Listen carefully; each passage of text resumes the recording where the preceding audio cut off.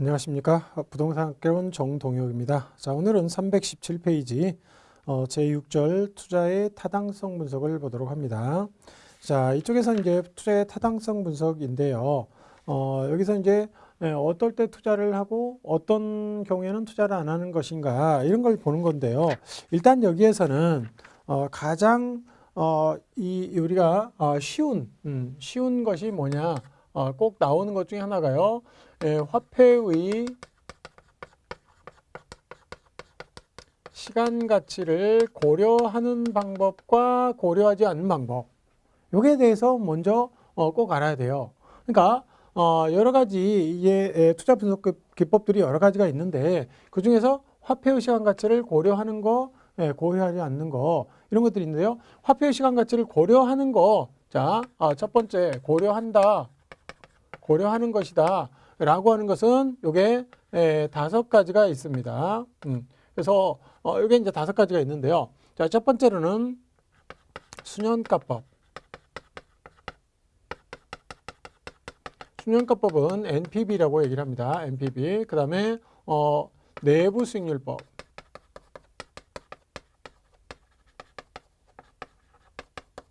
이건 이제 IRR이라고 얘기를 합니다. 그리고 이제 수익성 지수법. 이건 이제 Profitable Index 해가지고 PI라고 얘기를 합니다. 그리고 이제 연평균 수년가.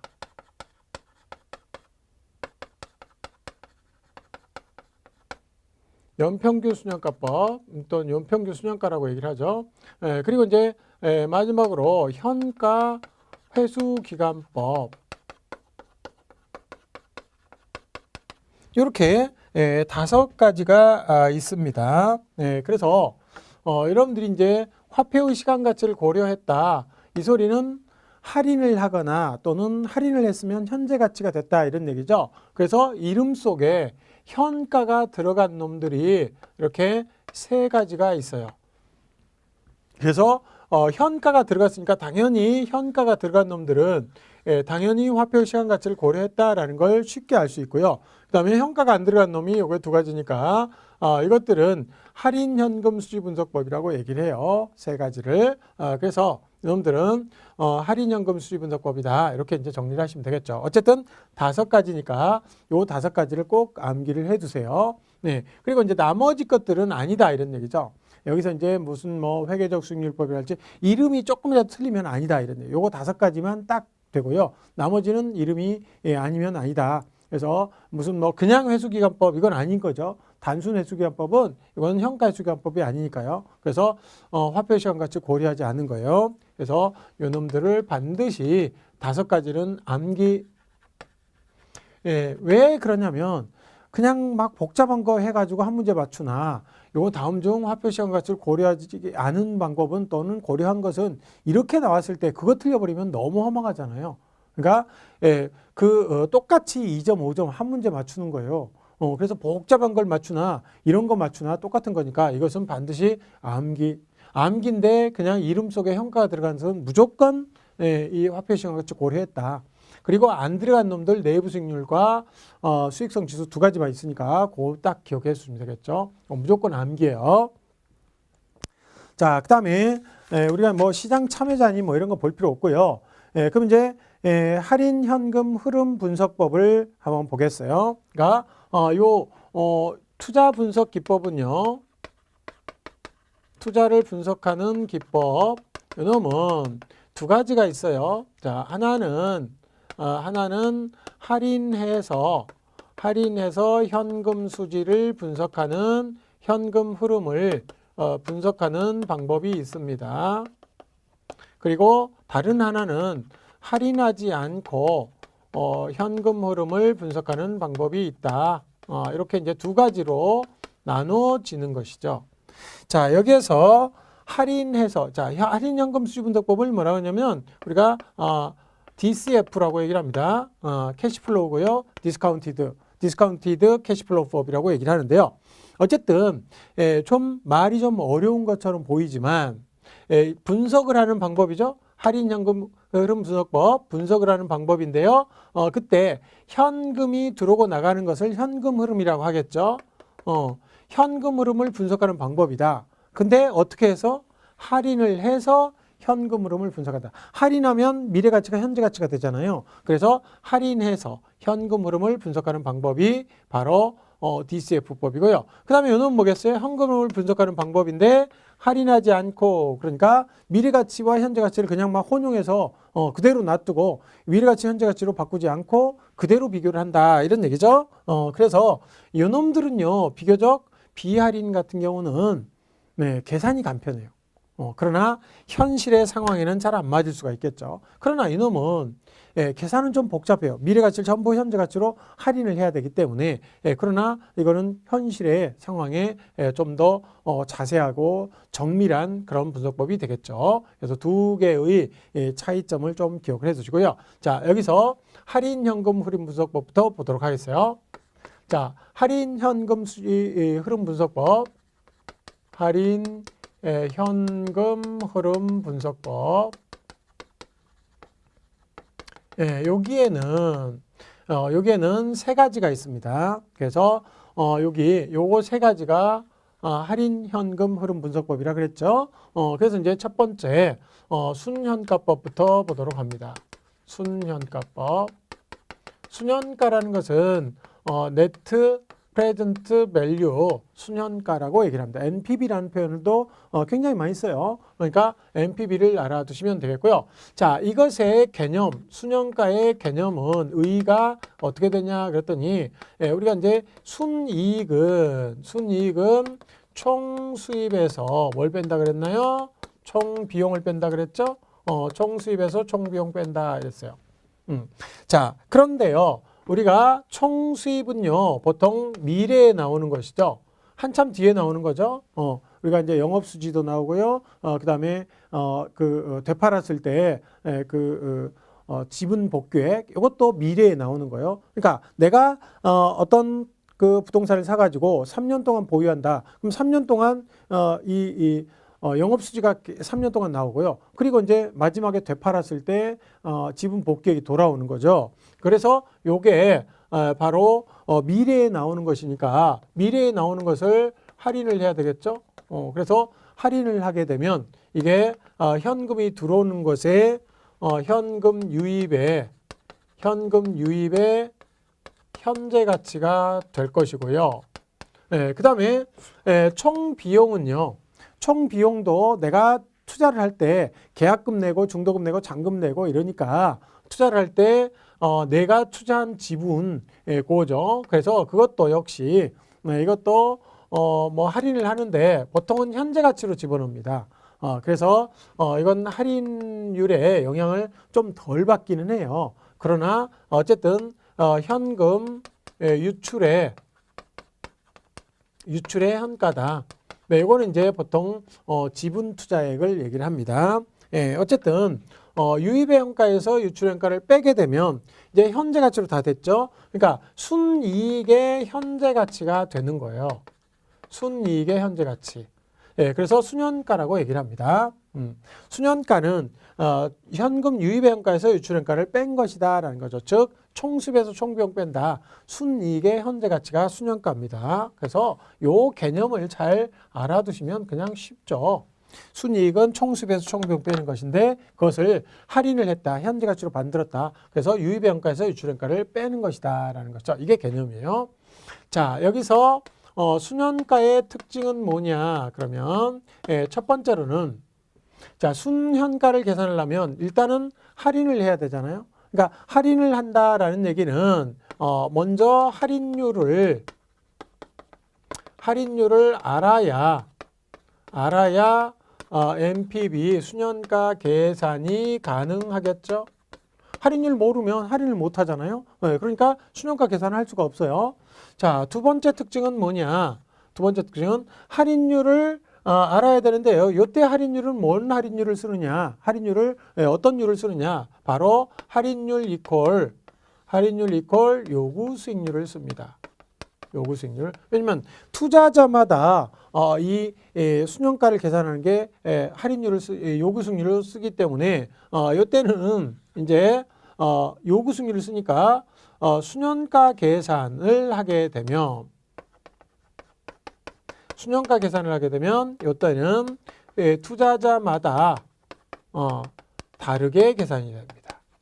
지금 무슨 얘기냐면 똑같은 수익이 나온다 하더라도 할인율이 투자자마다 틀리죠. 그러니까 수익이 예를 들어서 매년 2천만 원씩 3번 나오고요. 이 기말에 지분 복객이 2억 2천 나온다. 그럼 그걸 할인을 하는데 할인율이 10%인 사람이 있고 15%인 사람이 있고 20%인 사람이 있어요. 그럼 할인을 하게 되면 다 틀리게 나오겠죠. 그래서 NPV 계산이 어떤 사람은 플러스로 나오기도 하고요. 어떤 사람은 마이너스로 나오기도 합니다. 그래서 이거는 어떤 사람은 플러스, 어떤 사람은 마이너스 이렇게 나오니까 이때 이제 사람마다 투자하는 사람이 있고 투자 안 하는 사람이 있더라 이런 얘기죠. 그러니까 동일한 투자 대안이라 할지라도 NPV가 0보다 크면 즉 유입의 현가에서 유출의 현가를 뺐더니 그게 순이익이 현재 가치로 계산했더니 0보다 크다. 그러니까 이익이 남았다. 그러면 이때는 투자할 수가 있다라는 거죠. 투자를 채택한다라고 얘기를 합니다. 투자를 채택한다. 그런데 NPV가 0보다 작다. 그러면 유출이 더 크다는 얘기죠. 내가 2억을 투자했는데 유입의 현가가 1억 5천밖에 안 나온대요. 현가로 계산했더니. 그러면 순현가가 마이너스잖아요. 그러면 투자 안 하겠죠. 투자를 기각한다라는 것이에요. 투자를 기각한다. 그래서 X를 그리면 안 되겠죠. 어쨌든 투자를 채택하느냐, 투자를 기각하느냐, 뭐 그런 얘기를 볼 수가 있습니다. 그러니까 순현가가 0보다 크면 투자하고요. 순현가가 0보다 작으면 투자를 안 합니다. 그래서 이렇게 하고요. 요거는 가치 가산의 법칙이 가치 가산의 법칙이 적용이 된다라는 것이죠. 이건 무슨 얘기냐면 자, A에다 투자하게 되면요. 10원의 수익이 나오고요. B에다 투자를 하게 되면 이것도 10원의 수익이 나온대요. 그러면 A, B를 한꺼번에 투자하면 어떻게 되느냐 했더니 이놈은요 20원의 수익이 나온다라는 것이죠. 이런 것들이 가치 가산의 법칙이에요. 그러니까 콩나물 팔면 10원의 수익이 나오고요. 배추 팔면 10원의 수익이 나온다. 그러면 콩나물과 배추를 동시에 팔면 얼마 수익이 나올까요? 20원 나온다. 더 센 법칙이에요. 그래서 이거는 빼기니까 더 센 법칙이 성립이 된다라는 것이에요. 아주 간단한 것이죠. 자, 요까지가 순현가법이에요.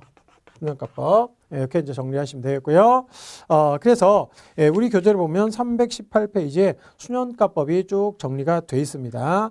그리고 이제 319페이지에 할인율, 요구수익률을 쓰는 거죠. 요구수익률. 그래서 투자자마다 각기 다른 할인율을 쓴다. 그 다음에 순현가가 플러스, 즉 0보다 크면 투자를 하는 것이죠. 그러니까 투자자의 요구 수익률을 충족하고도 남는다는 얘기고요. 순현가가 마이너스면 투자를 기각한다라는 얘기예요. 그리고 이제 수익성 지수가 나오는데요. 수익성 지수 보기 전에 그 내부 수익률을 먼저 보도록 하죠. 수익성 지수는 거의 비슷하죠. 순현가법하고. 수익성 지수부터 볼까요? 수익성 지수부터 보겠습니다. 차례대로. 교재에 나온 순서대로 보겠어요. 자, 수익성 지수를 봅니다. 수익성 지수는요, 이렇게 Profitability Index 해가지고 PI라고 보통 얘기를 하는 거죠. 그래서 수익성 Profitability Index 해가지고 이렇게 이제 수익성 지수라고 얘기를 하는데요. 이때 이제 수익성 지수라는 것은 요거는 어떻게 계산되는 것이냐? 여기 순현가는요 빼기죠. 유입의 현가에서 유출의 현가를 뺀 거예요. 근데 요거는 수익성 지수는 나누기예요. 나누기. 그러니까 개념 자체가 수익성 지수는요. 요거는 유입의 현가를 유출의 현가로 이렇게 나눈 겁니다. 그러니까 내가 2억을 투자했는데 유입의 현가가 2억 5천이 남았다. 그러면 2억분의 2억 5천 해가지고 나누기죠. 그러니까 내가 투자액 1원을 투자했을 때 이 수익성이 얼마가 되냐, 1.2배냐, 1.5배냐 또는 2배냐 이런 게 나오는 게 수익성 지수예요. 그래서 1원에 대한 투자액 1원에 대한 수익의 크기 이런 것들을 이제 얘기를 하는 것이죠. 예, 그래서 이제 이런 것들이 그 유입의 현가와 유출의 현가를 이렇게 비교하는 것이다. 자, 요거의 특징은 뭐냐? 예, 특징은요, 네, 똑같아요. 자, 요거 똑같죠? 할인율 알아야 NPV 계산하고요. 할인율 알아야 유입의 현가 계산하겠죠? 수익성 지수 계산합니다. 자, 할인율은 뭘 씁니까? 요구 수익률 쓰죠? 그러니까 특징에서 1번, 2번, 예, 그리고 NPV 계산이 투자자마다 다르듯이 예, 수익성 지수도 투자자마다 각기 다르겠죠? 이게 이제 다 공통이에요. 1, 2, 3번이 공통이다. 그럼 이제 4번이 틀리겠죠? 4번. 요게 틀립니다. 자, 얘는 NPV는 0보다 크냐 작냐를 가지고 따지지만 수익성 지수는요. 이게 1보다 크면 유입의 현가가 유출의 현가보다 크잖아요. 그러니까 요때는 투자를 하는 것이고요. 예, 수익성 지수가 1보다 작으면 이건 유출의 현가가 더 크잖아요. 그러니까 요거는 기각한다라는 것이죠. 그러니까 1, 2, 3번은 공통이고요. 1, 2, 3번은 공통이고 4번이 차이가 난다. 이렇게 이제 보시면 되고요. 자, 5번 가치가산의 법칙 당연히 예, 적용이 안 됩니다. 가치가산의 법칙 적용이 안 된다. 이건 빼기니까 되지만 수익성 지수는 나누기죠. 그러니까 나누기는 덧셈 법칙이 성립이 안 합니다. 예, 그래서 이렇게 이제 보시면 되겠고요. 자, 그 다음에 바로 3번 내부 수익률로 가겠습니다. 자, 내부 수익률인데요. 내부 수익률법은 이거 이제 Internal Rate of Return에서 IRR이라고 얘기를 합니다. 그래서 내부 수익률이라고 IRR이라는 표현도 되게 많이 써요. 그러니까 NPV나 IRR은 우리가 이제 보통 건설이나 또는 컨설팅 또는 중개 이런 데서 IRR이나 NPV는 그대로 쓰니까 그냥 이 상태로도 시험에 그대로 나올 수도 있어요. 그러니까 NPV나 IRR은 꼭 알아두시기 바랍니다. 자, 내부 수익률이라는 것은 뭐냐 그러면 일단은 개념에서 IRR이라는 내부 수익률이라는 것은 뭐냐 그러면 요거는 순현가 계산으로부터 이게 내부 수익률이 나오는 거예요. 그러니까 순현가를 0으로 만드는 이렇게 0으로 만드는 할인율이라고 얘기를 합니다. 이건 좀 말이 좀 어렵죠. 그러나 이것을 여러분들이 순현가를 0으로 만드는 할인율이다라고 하는데요. 이런 것들이 처음에는 잘 뭐가 안 되는데 조금만 생각을 해보면 이거 금방 알 수 있습니다. 예를 들어서 이런 거요. 자, 우리가 A라는 투자 대안이 있는데 자, 요게 투자 기한이 1년이고요. 100원을 투자하게 되면 1년 뒤에 120원의 수입이 생기는 것이다. 그러면 1년 차이에 20원의 순이익이 생긴 거죠. 비용 빼고. 그래서 요것을 수익률이 얼마냐 그러면 100원 투자해서 1년 만에 120원이 나와. 그러면 수익률 몇 프로예요? 그러면 여러분들이 금방 알 수 있겠죠. 요거 20%예요. 이렇게. 그렇잖아요. 20%예요. 어떻게 계산해요? 100원을 투자해서 100원에서 120원에서 100원 빼면 20원이니까 100원분의 20 해가지고 20%의 수익률이네요. 이렇게 계산을 합니다. 수익률 금방 나오네요. 이게 내부 수익률인데요. 자, 20% 나오네요. 금방 나와요. 예, 근데 이거를 무슨 순현가를 0으로 만드는 할인율을 계산 안 해도 금방 나오는데 뭐 이렇게 계산하냐. 예, 그런데요. 문제는 뭐냐면 이게 1년이 아니라 2년이라 그러면 어떻게 할까요? 2년이라 그러면? 예, 100원 투자해서 2년 뒤에 120원 나온대요. 그럴 때도 수익률이 20%일까요? 그건 아닌 거예요. 그래서 이렇게 지금 1년 나온다 그러면 바로 이렇게 우리가 간단하게 계산할 수 있지만 이게 2년이나 또는 이게 뭐 1년 뒤에 얼마 나오고 2년 뒤에 얼마 나오고 3년 뒤에 얼마 나오고 이렇게 되면 이제 되게 복잡해지는 거예요. 그래서 이제 이런 식으로 계산을 못 해요. 만약에 2년 뒤에 120원이 나온다. 그러면 수익률 한번 계산해 볼까요? 예, 그럼 이제 어떻게 계산해야 되냐? 내부 수익률은 순현가를 0으로 놓아야 돼요. 그럼 이제 순현가는 어떻게 계산됩니까? 유입의 현가죠. 그러니까 120원 나오는 것인데 120원을 1 플러스 예를 들어서 뭐 할인율을 R이라고 놓으면요. 자, 1 플러스 R에 2년 뒤니까 120원이 2년 뒤에 나온다. 그러니까 R의 제곱이죠. 이렇게 할인을 해야 되겠죠. 그리고 지금 100원을 투입하는 거죠. 100원을 투입하는 것인가? 100원을 빼는 거예요. 자, 그런데 요놈이 수년가인데요. 요 수년가를 뭘로 놔야 돼요? 수년가를 뭘로 만드는 할인율? 요 할인율을 구하는 것인데, 요 수년가니까, 요게 수년가죠? 수년가를 뭘로 만드는 할인율? 0으로 만드는, 이렇게 만드는 R을 구하는 거예요.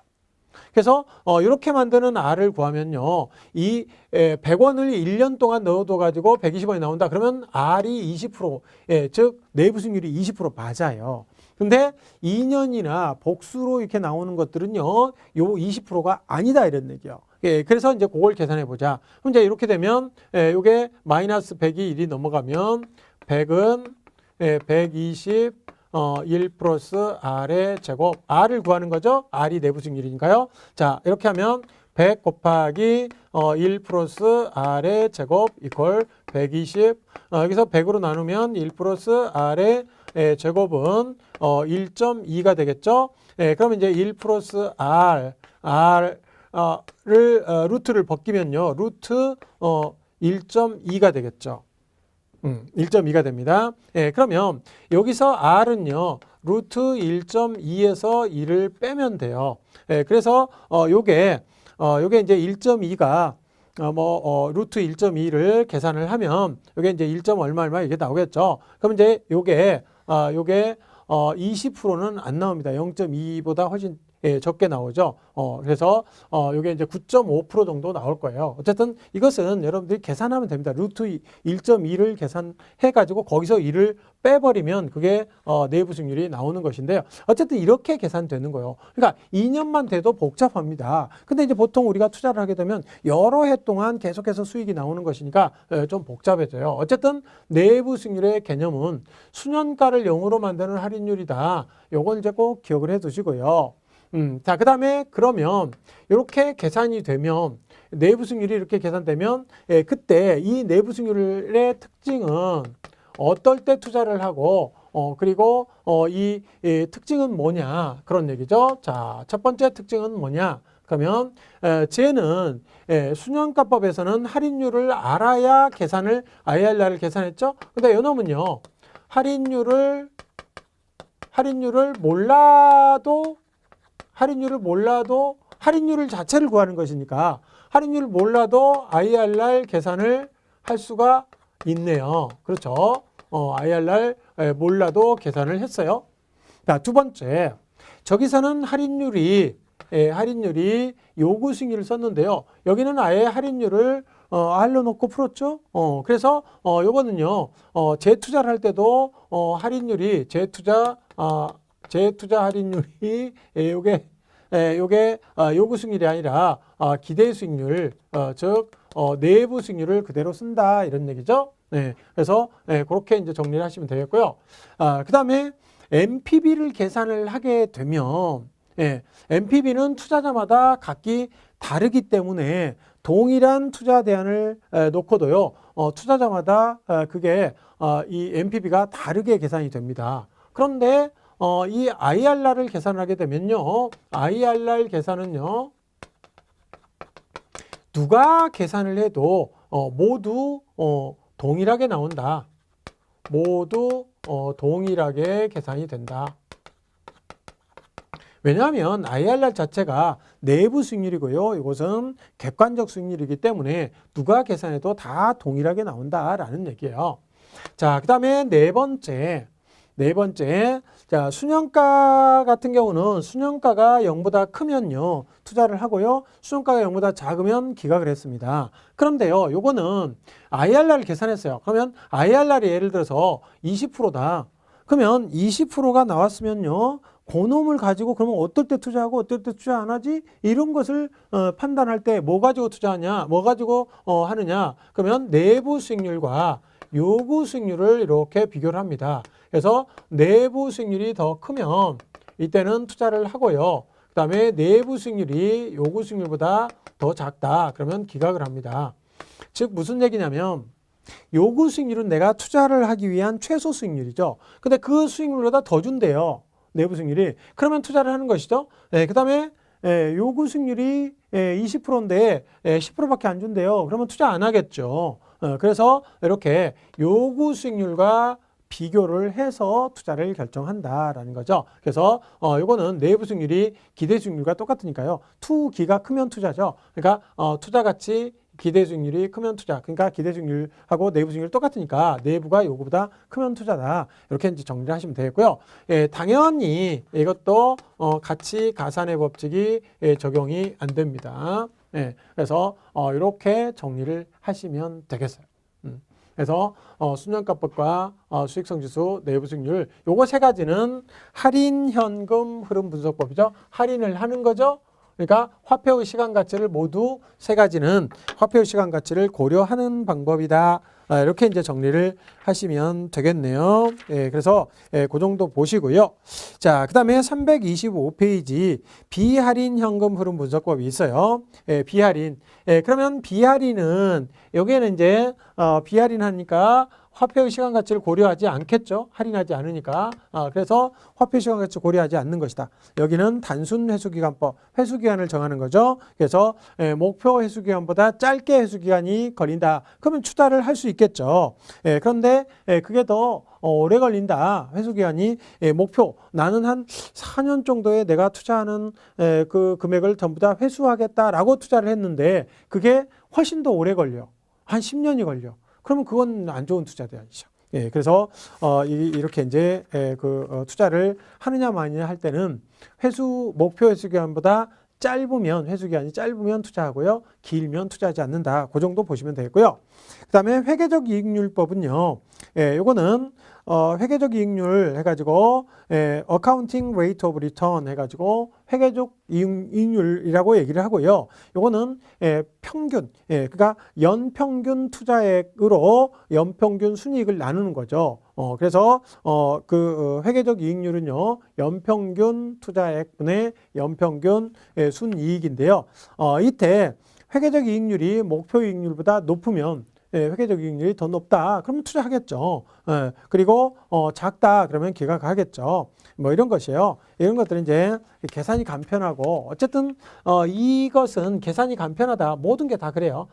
비할인 현금 흐름 분석법은 뭐가 됐든지 간에 하여튼 그 계산이 간편하지만 현실에 투자 현실에 딱 맞게 이렇게 그 현금 흐름을 제대로 반영하지 못한다라는 단점이 있다. 그렇게 이제 보시면 되겠고요. 시험 문제는 주로 어림셈법과 비율분석법 여기에서 주로 시험 문제 출제가 됩니다. 그래서 자, 비할인 중에서 비할인 현금 흐름 분석법 중에서 첫 번째 어림셈법과 그리고 비율분석법 요거 이제 보도록 하겠어요. 자, 일단 어림셈법은요. 두 가지가 있습니다. 승수법하고 수익률법이에요. 자, 첫 번째 승수법이 있고요. 그 다음에 수익률법이 있어요. 자, 그런데요, 이 어림셈법에서는 분모 분자가 뭔지만 알면 됩니다. 분모는 뭐고 분자는 뭔지 요것만 제대로 알고 분모 분자를 정확히 알면 그 다음에 거기서 파생되는 문제들은 굉장히 쉬워요. 그래서 여기는 분모 분자를 묻는 문제가 되게 많이 나와요. 뭐를 뭘로 나눈 값이다. 예를 들어서 저소득 승수는 뭐를 뭘로 나눈 값이냐. 이런 것들이 문제로 나오는 게 많다 이런 얘기죠. 그래서 여기서는 분모 분자를 분명히 외워야 됩니다. 근데요, 승수. 자, 우리가 분수를 이해한다라고 했을 때 우리가 율, 비율, 지수, 계수는 제대로 가고, 그러니까 그 앞에 있는 놈이 분자로 간다 그랬죠. 그리고 승수의 집은 거꾸로 간다 그랬어요. 분모로 간다 그랬어요. 그래서 그거를 기억을 해내시면, 자, 승수는 네 가지 승수가 있어요.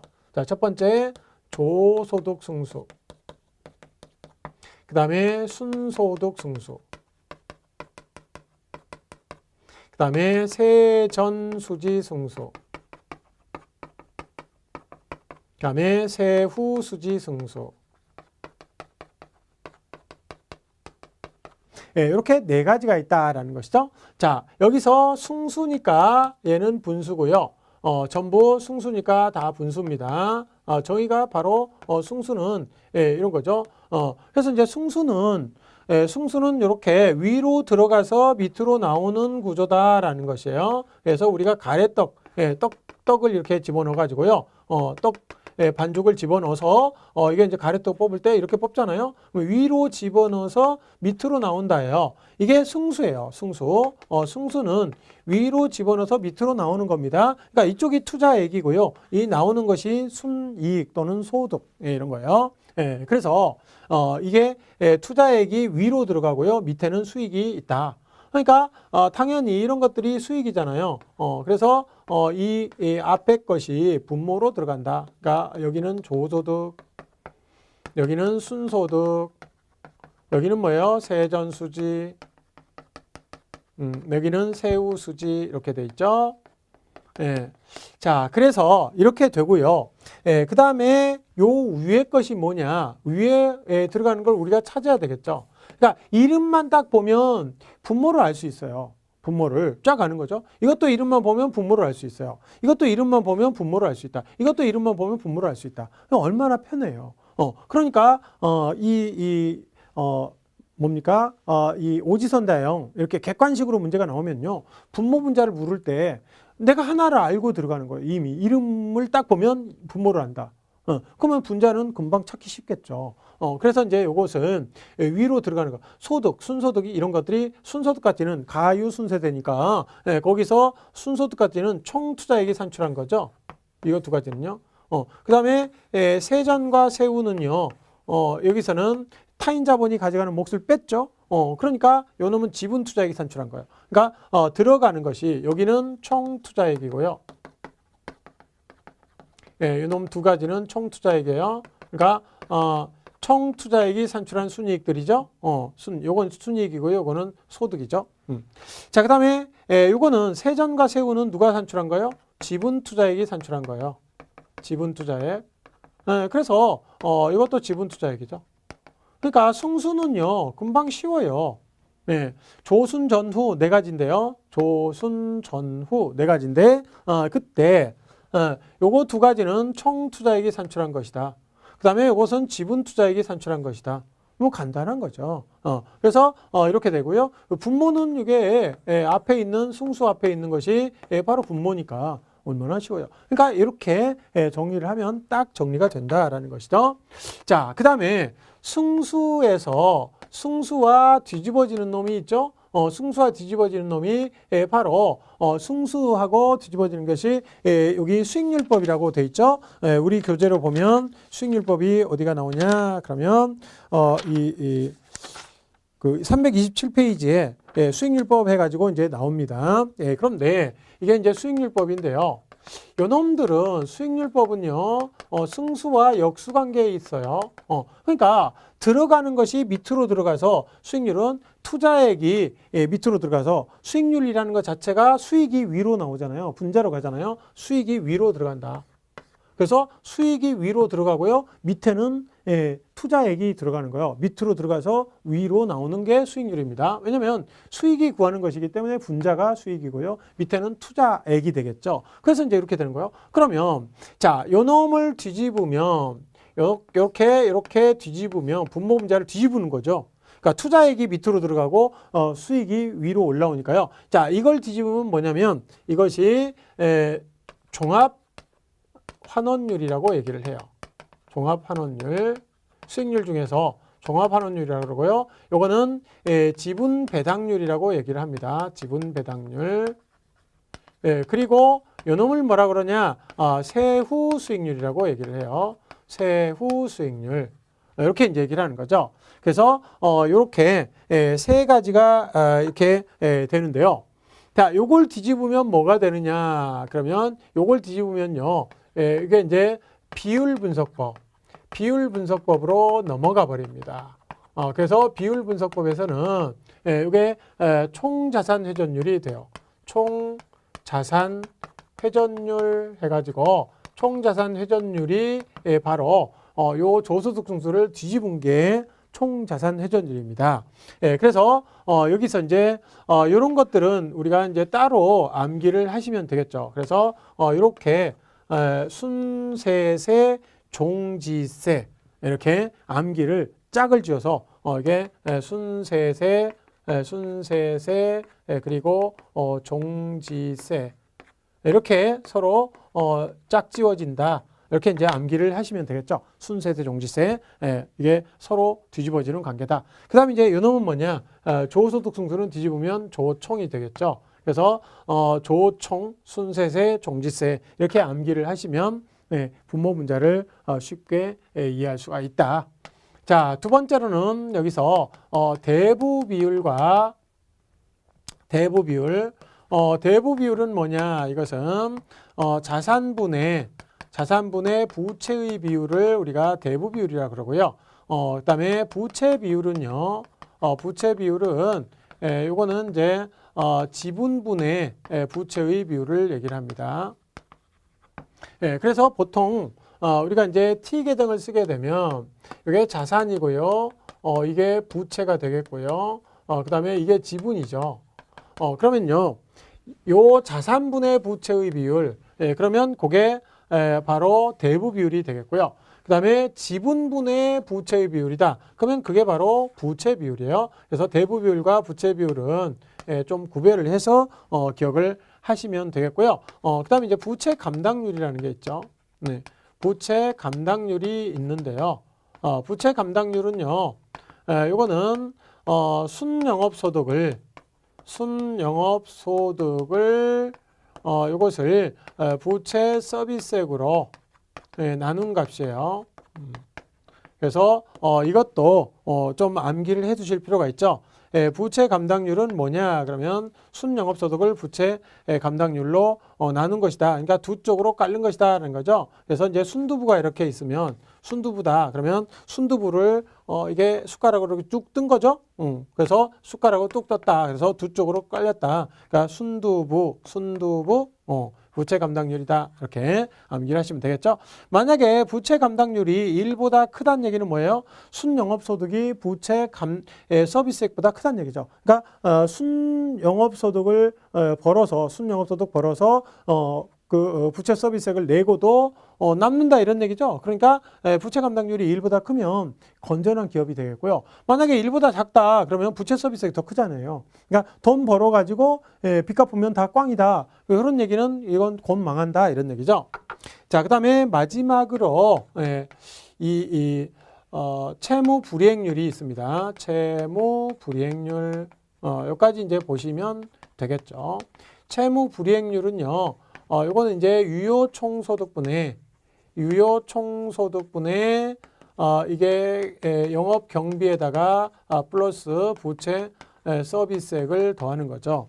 그래서 이것도 채무 불이행률이니까 이게 유효총소득분의 경비 플러스 부채 서비스액이니까요. 이것도 역시 경부선 타고 유채꽃 보러 간다. 이렇게 이제 암기를 하는 거예요. 그래서 경부선 타고 유채꽃 보러 간다. 이렇게 암기를 하시면 되겠어요. 이거는 순두부고요. 이거는 경부선 타고 유채꽃 보러 간다. 이렇게 암기를 해 두시면 되겠어요. 자, 그래서 우리가 이쪽에 뒤에 보시면 비율 분석법에서는 대부 비율과 부채 비율의 개념 그리고 부채 감당률 이거 순두부다. 그래서 331페이지 보시면 부채 감당률이 1보다 크면 순영업소득이 부채 서비스보다 크잖아요. 그러니까 이것은 건전한 기업이다. 근데 부채 감당률이 1보다 작다. 그러면 망하는 기업이다. 자, 채무 불이행률은 유효총소득분의 영업경비 플러스 부채 서비스액이잖아요. 그래서 경부선 타고 유채꽃 보러 간다. 이렇게 암기를 꼭 해두세요. 그래서 이런 것들을 유효총소득 대신에 가능총소득 이렇게 바꾸는데요. 그런 것들은 틀리는 거예요. 그래서 유효총소득분의 경비 빼고 경비하고 부채 서비스액 이렇게 합쳐서 경부선 타고 유채꽃 보러 간다. 이렇게 암기를 꼭 해두시고요. 그다음에 총자산율은 조소득 승수를 뒤집은 거죠. 그러니까 이제 그 조소득 승수를 뒤집었으니까 총자산분의 이 조소득 이렇게 이제 되겠죠. 당연히 영업 경비 비율은 비율이니까 영업경비가 분자로 올라가겠죠. 예, 영업경비 분자로 올라가고요. 조소득이 분모로 내려온다. 그러니까 여기서는 분모 분자가 뭔지만 정확하게 알면 된다. 그리고 332페이지 거기 마지막 보충학습 거기 보시면 투자의 의사결정이 쭈르륵 나와 있죠. 그래서 요거 이제 보시면 수명가가 0보다 크면 투자하는 것이고요. 그 다음에 수익성 지수가 1보다 크면 투자하는 것이고요. 그 다음에 내부가 요구보다 크면 투자고요. 그리고 기대 수익률이 요구 수익률보다 크면 투자, 투기가 크면 투자니까요. 그 다음에 투자 가치가 시장 가치보다 크면 투자. 목표 회수 기간이 그 목표 회수 기간보다 회수 기간이 작으면 짧으면 투자. 그다음에 그 목표 수익률보다 회계적 이익률이 많이 나오면 투자. 이렇게 정리를 하시면 되겠네요. 그래서 이렇게 보시고요. 이번 시간에는 투자 분석 기법을 봤는데요. 화폐의 시간 가치를 고려하는 방법과 고려하지 않는 방법, 그리고 할인과 비할인 이렇게 해서 할인하는 방법 3가지와 비할인을 하는 방법 여러 가지를 봤고요. 다음 시간에는 이제 금융론에 대해서 살펴보도록 합니다. 오늘 수고 많이 하셨습니다. 감사합니다.